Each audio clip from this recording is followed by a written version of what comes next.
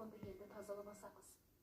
Ұйықтар алдында бір стақан суға осы 3 сөзді айтып,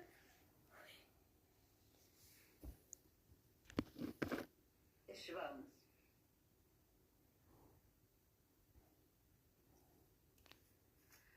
Сіздің өміріңіздің өзгергенін байқайсыз.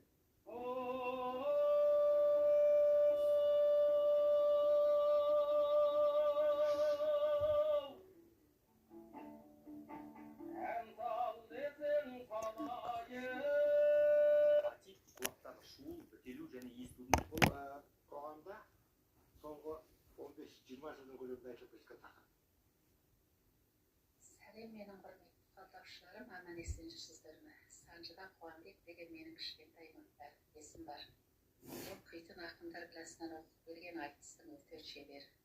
Ол баланың әкесі Сәбиолла ақынмен де талай рет айтыстым. Кіші әкесі Нұрланмен де талай рет айтыстым. Кейін екеуміз айтысатын болдық. Сонымен бір жолы Санжыда бір той шақырып, Қуанбек екеуміз шешелі балалы болып айтысып жатырмыз. Сонан ол бала маған былай деп әзіл өлең айтып жатыр.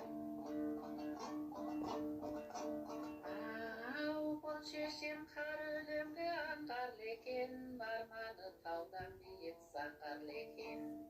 Әкемді де көкемді де күйсін қылдың, бұл кісіге тең келер жан бар ма екен?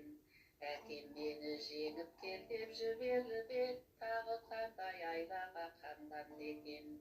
Бұл кісіні жеңе алатын түрім жоқ қой, жел сөздің желмаясы тарлан екен.